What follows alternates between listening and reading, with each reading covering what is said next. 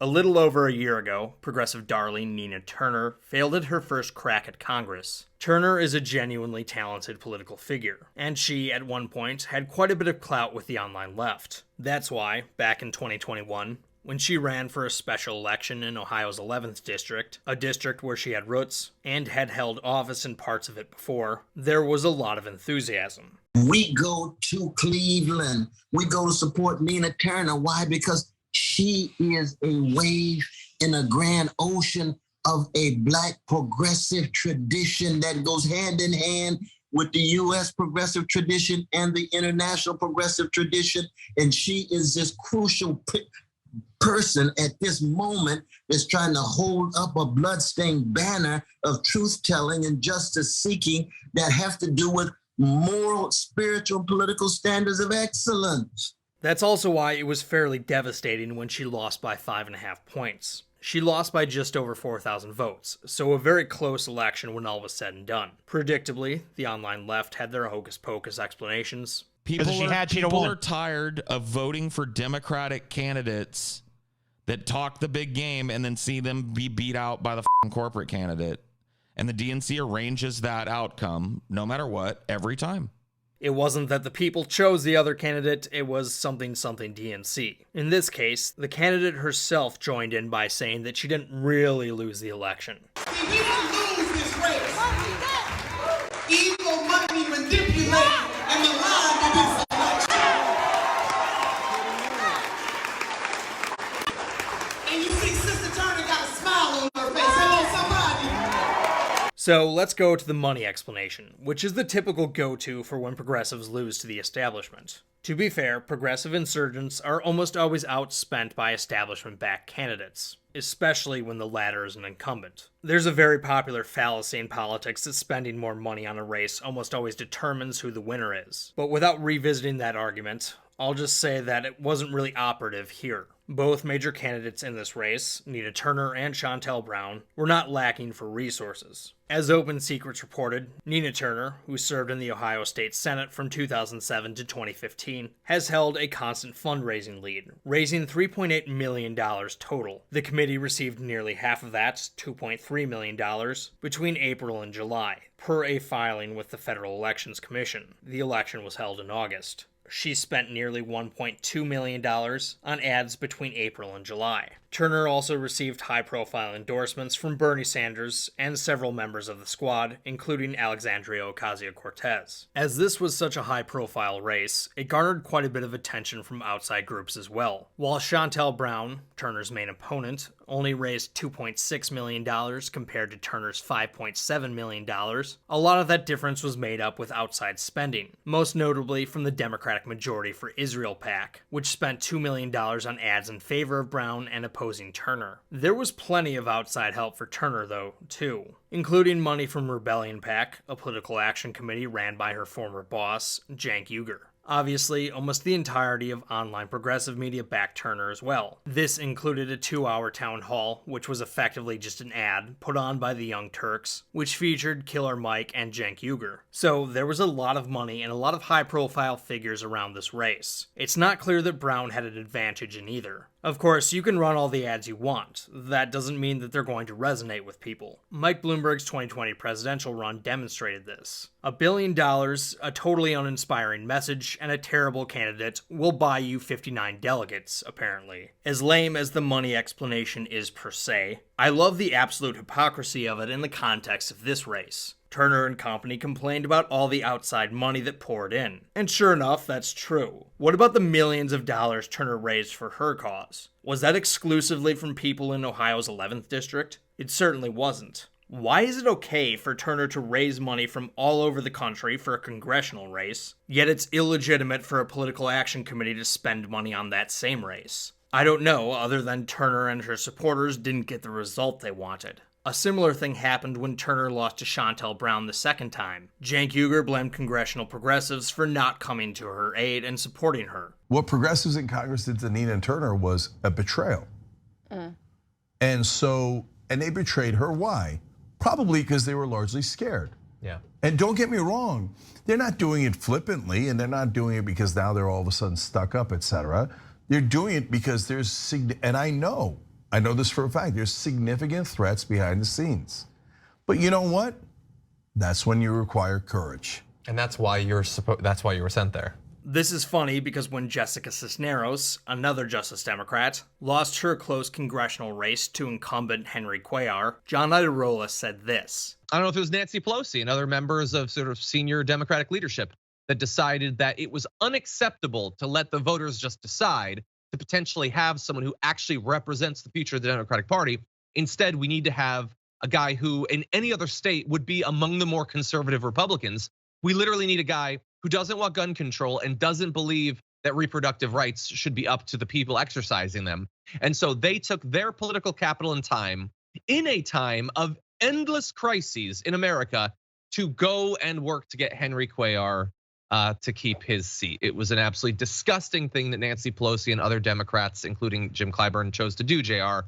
And in the end, it seems like that was probably the deciding factor. Since when are endorsements determinative? Do voters really not have any agency in who they cast their ballot for? And why is it illegitimate for Nancy Pelosi and James Clyburn to endorse Henry Cuellar, but it's a problem that the whole squad didn't endorse Nina Turner? For that matter, why is it acceptable that Bernie Sanders, Elizabeth Warren, AOC, Katie Porter, and others endorse Cisneros? Why isn't John complaining about how these politicians didn't let the voters decide? I have my answer to these questions. There's nothing remotely illegitimate about endorsements. John, Cenk, and most of the online left simply have a results-based view of elections. The process is only legitimate when they get the result they want. It's only democracy when they win. Since they lost the Cisneros race, and since Henry Cuellar got establishment endorsements, that's their little explanation for why this race wasn't fair. Since Nina Turner lost her race, and since she didn't get progressive endorsements, that's why that race was unfair. I don't think they fundamentally care about endorsements or outside spending or anything else when it comes down to it. They care about winning. And when they lose, nearly anything can serve as a convenient excuse for why the race was unfair. Now, what they should be asking themselves is, why is it that the endorsements of establishment figures like Nancy Pelosi and James Clyburn typically carry more weight than those of the progressives in their party, like Bernie Sanders and AOC? Why is it that the party leadership, who are supposedly so out of touch, these are our feckless, ridiculous, totally out of touch, clueless leaders, seem to have more sway with voters than their left-wing detractors? Why is it that they're so much better at this whole politics thing? I think it's because they're not the ones who are out of touch. The leftists are. If we revisit Nina Turner's first congressional race and look at the nature of the ads that were run against her, we'll get some insight into what I'm talking about. Jordan Sheraton, a progressive journalist who was on the ground for much of the race, gave his thoughts in a Twitter thread on why Turner lost. The thread is quite long, so I won't be reading the entirety of it. The link to it is in the description box below, just in case you want to take a look at it for yourself. Today, I'll just be looking at some of the choice bits that I found interesting. Sheraton does believe that the TV ads against Turner did play a big role, particularly in the fact that they were backloaded closer to the race. Sheraton tweeted, "She lost for multiple reasons. Not only TV ads, but you couldn't drive around Cleveland without seeing large billboards quoting Nina's bowl of shit Joe Biden comments." One explanation Sheraton rules out is that Turner lost because she ran as a Democrat. She didn't lose because she tried to court conservative Democrats instead of running scorched against Joe Biden and the Democratic Party. Biden beat Trump by 30+ points in this district. The area is majority black voters who don't hate the Democratic Party like YouTube hosts do. The two main political parties in the United States are not popular with the political YouTube commentariat. Which is funny because for all the screeching that so many YouTube pundits do about the will of the people, they're the ones at odds with most of the voting public on this front. The Democratic Party is the oldest active political party in the world. The GOP is the third oldest. The second oldest is the Conservative Party in the UK. Though they're technically the oldest if you view them as a continuation of the Tory party. This is my attempt, likely in vain, to ward off some actually guys. These parties have not been around this long purely out of luck. They're recognizable brands. And like consumer brands, they inspire loyalty. Biden was correctly criticized during his 2020 primary campaign for relentlessly tying himself to Barack Obama. It was gratuitous at times, but it wasn't stupid. Barack Obama was very popular nationally then as he is now. According to YouGov, Obama currently sits at 61% popularity. It's safe to assume this is a lot higher among Democratic primary voters. This wasn't unique to Biden or 2020. I watched some of the 2016 Democratic primary debates while researching for another topic, and Hillary Clinton, along with Martin O'Malley to a lesser extent, tried to tie themselves to Obama as well. According to the online left, Barack Obama was a corporate neoliberal shill who shamefully squandered his presidency to serve his corporate donors. Maybe that's true, but that's not the point. Most of the voting public doesn't feel that way, which is why tying themselves to Obama was such an effective strategy for Clinton and Biden. Furthermore, bringing up that Bernie Sanders wanted someone to primary Obama in 2012 was a very effective tactic against Bernie. The fact that he was not an actual Democrat also hurt him. It especially damaged his standing with black voters. Ohio's 11th district is a majority-minority district. It's about 52.5% black. According to the American Jewish Population Project, Ohio's 11th district is also about 4.4% Jewish, which is a higher number than any other district in the state. Issues surrounding Israel tend to resonate more with this community when compared to the general population. However, and more important for our purposes today, like black voters, Jewish voters are extremely loyal Democrats. Irrespective of how finely you parse the demographics by income, education, age, and religious lines, overwhelming majorities of black people vote for Democrats. Self-identified Jews are also extremely loyal to the Democratic Party. As Gallup reports, the democratic orientation of the Jewish population is a very well-established fact of American political life. The clear majority of Jewish Americans identify with or lean toward the Democratic Party, and we find no evidence that this has changed significantly during the Trump administration so far. In 2019, those numbers were 59% Democratic and 36% Republican. So far this year, using an aggregated sample of Gallup polls conducted from January through August, 65% of Jews identify with or lean toward the Democratic Party, with 30% identifying with or leaning toward the Republican Party. This report was from 2019. And as far as ignorance or narratives of manipulation go, Jewish voters are probably the least prone to these sorts of things. In terms of total lack of knowledge, Jews in America have by far the highest average education level of any religious group we measure. As noted earlier, some 67% of Jewish adults are college graduates, far above the 32% of the overall population, and 37% who have a postgraduate education is also much higher than among any other religious group. No one has the time, effort, or knowledge to study all of the issues that a politician has to deal with when in office. So voters typically employ shortcuts to decide who they're going to vote for. One of those shortcuts is to just go by party. And a political party, among other things, is a brand. Brand loyalty drives so much of American politics, and Nina Turner is not in good standing with the Democratic brand. In 2020, Turner compared voting to Biden to eating half a bowl of shit. Of course, she said that voting for Biden was still preferable to voting for Trump, which was more akin to eating an entire bowl of shit.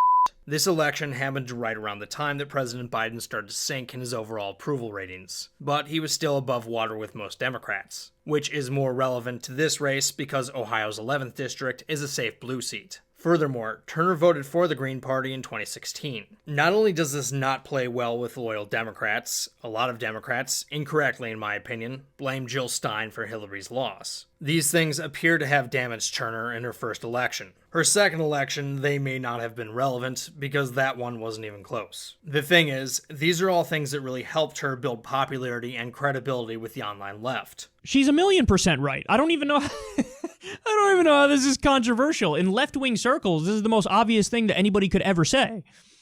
Yes, this is what it's like when you're considering the lesser of two evils. This is exactly what it's like. They liked that she didn't vote for Hillary. A lot of them didn't either. They liked that she was reluctant in voting for Biden. The online leftists who followed suit did so holding their noses too. Given that attacking her on these things may have cost her an election in real life, I ask you, who are the ones who are really out of touch?